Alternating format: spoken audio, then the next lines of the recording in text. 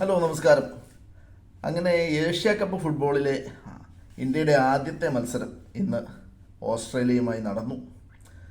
അത് കാണുവാനുള്ള ഭാഗ്യം എനിക്കുണ്ടായി. അല്ലെങ്കിൽ മാച്ച് മുഴുവൻ നേരിട്ട് കാണുവാൻ പറ്റി. ഇന്ത്യക്കാരുടെ പൂർണ്ണമായ പിന്തുണയുണ്ടായിരുന്നു ഇന്ത്യൻ ടീമിന്. മുഴുവൻ സ്റ്റേഡിയം നിറഞ്ഞ് ഇന്ത്യൻ സപ്പോർട്ടേഴ്സ് ആയിരുന്നു.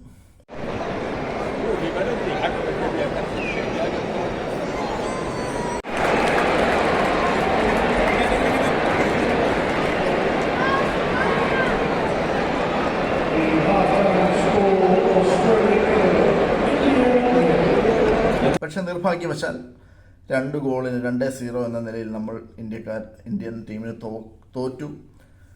തോറ്റതിനിപ്പോൾ കുറ്റപ്പെടുത്തേണ്ട കാര്യങ്ങൾ ഉണ്ടോ എന്ന് ചോദിച്ചാൽ പലതും ഉണ്ട്. എന്നാൽ പിന്നെ ഫിഫ റാങ്കിങ് ഒക്കെ നോക്കിക്കഴിഞ്ഞാൽ 25ാം സ്ഥാനത്തുള്ള ഓസ്ട്രേലിയയും 102ാം സ്ഥാനത്തുള്ള ഇന്ത്യയും തമ്മിലാണ് കളിച്ചത്.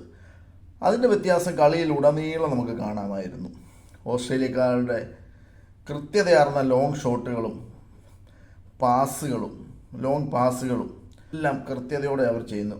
കളിക്കാരുടെ കാലിൽ ബോൾ കിട്ടിക്കഴിഞ്ഞാൽ 1 മിനിറ്റ് പോലും അത് നമുക്ക് പൊസിഷൻ കീപ്പ് ചെയ്യാൻ ഉണ്ടായിരുന്നില്ല. നല്ല സ്പീഡ് ഗെയിമാണ് ഓസ്ട്രേലിയൻ ടീമിൻ്റെ ഭാഗത്തുനിന്നുണ്ടായത്. അവരുടെ പരിചയ സമ്പത്തും മികവും മുന്നിട്ട് നിന്നു എന്ന് പറയണം. അത് പറയാതിരിക്കാൻ തരമില്ല. ഒന്നാം പകുതിയിൽ ഗോൾ രഹിതമായ സമയം അത് നല്ലപോലെ നമ്മുടെ ഇന്ത്യൻ ടീമിൻ്റെ ഡിഫൻസ് നന്നായി കളിച്ചു എന്ന് പറയണം. ഫസ്റ്റ് ഹാഫിൽ നന്നായിട്ട് ഡിഫൻസ് കളിച്ചു. പല പ്രാവശ്യം വന്ന ഗോളാകാമായിരുന്ന അവസരങ്ങളൊക്കെ ഡിഫൻസ് നന്നായി പൊരുതി. അതുപോലെ നമ്മുടെ ഗോൾ കീപ്പർ നന്നായി പൊരുതി. ഗോൾ രഹിതമായിരുന്നു ആദ്യത്തെ പാതി. പിന്നീട് ഉള്ള സെക്കൻഡ് ഹാഫ് തുടങ്ങിയപ്പോൾ ഉടൻ തന്നെ ഏതാനും മിനിറ്റുകളിൽ തന്നെ ഒരു ഗോൾ നമ്മൾ വഴങ്ങേണ്ടി വന്നു. പിന്നീട് ഒരു ഗോളൂടെ വഴങ്ങേണ്ടി വന്നു.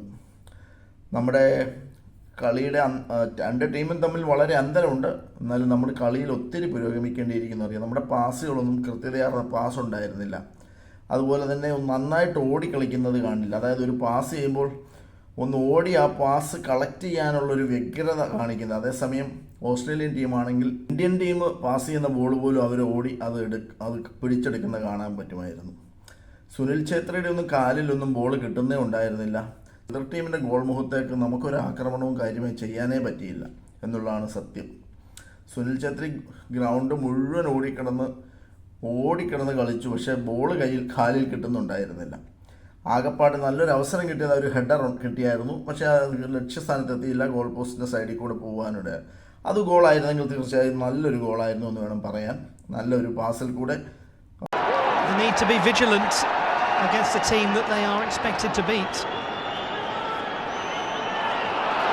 chance to deliver across. Sunil Chetri on his head. That reaction from Stimac says it all. Sunil Chetri getting into a brilliant position just in between. ടീമിൻ്റെ ആൾക്കാരുടെ കൂടെ കയറി വന്നാണ് ആ ഹെഡിങ് ചെയ്തത്. അത് വളരെ നല്ലൊരു അറ്റംപ്റ്റ് ആയിരുന്നു. പക്ഷേ നിർഭാഗ്യവശാൽ അത് പുറത്തേക്ക് പോയി. നമ്മുടെ ദിവസമല്ലായിരുന്നു. അത്ഭുതങ്ങൾ പ്രതീക്ഷിച്ചെങ്കിൽ മാത്രമേ ഇന്ന് ഇന്ത്യ ജയിക്കുകയോ അല്ലെങ്കിൽ ഒരു സമനിലയെങ്കിലും പിടിക്കും ഉള്ളായിരുന്നു. എങ്കിലും ഒരു ഗോൾ രഹിത സമനില നമ്മൾ പ്രതീക്ഷിച്ചിരുന്നു. ആദ്യത്തെ ഹാഫ് കണ്ടപ്പോൾ അങ്ങനെ മുന്നോട്ട് കളി പോയിക്കാൻ ഗോൾ രഹിത സമനില പിടിച്ചാൽ തന്നെ അതൊരു ഇന്ത്യൻ ടീമിനെ സംബന്ധിച്ച് ഒരു വിജയത്തിന് തുല്യമായിരുന്നു. പക്ഷേ അത് സംഭവിച്ചില്ല. നിർഭാഗ്യവശാൽ 2-0 ഇന്ത്യൻ ടീം തോക്കുകയാണ് ഉണ്ടായത്. ഗ്രൗണ്ട് മുഴുവനും ഇന്ത്യക്കാരുടെ ആരവങ്ങളായിരുന്നു. ഗ്രൗണ്ടിന് പുറത്തും അതുപോലെ തന്നെ ഇന്ത്യ സപ്പോർട്ടേഴ്സിൻ്റെ കേരളത്തിലെ ഖത്തർ മഞ്ഞപ്പടയുടെ വകയൊക്കെ വളരെ പ്രകടനങ്ങളൊക്കെ ഉണ്ടായിരുന്നു. വാദ്യമേളങ്ങളാലും മറ്റും വേറെ നൃത്തങ്ങളായിട്ട് നോർത്ത് ഇന്ത്യൻസ് ആൾക്കാരുണ്ടായിരുന്നു.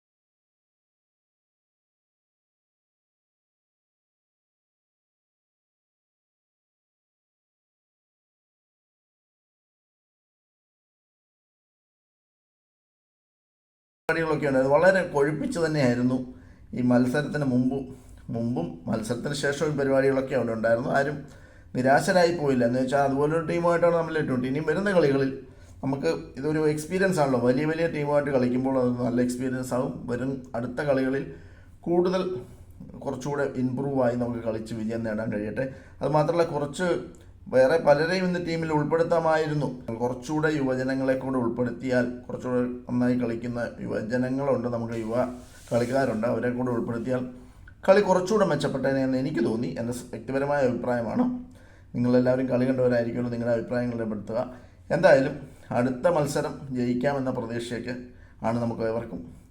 അടുത്ത റൗണ്ടിലേക്ക് ഇന്ത്യൻ ടീമിന് കടക്കാൻ കഴിയട്ടെ എന്ന് നമുക്ക് ആശംസിക്കാം.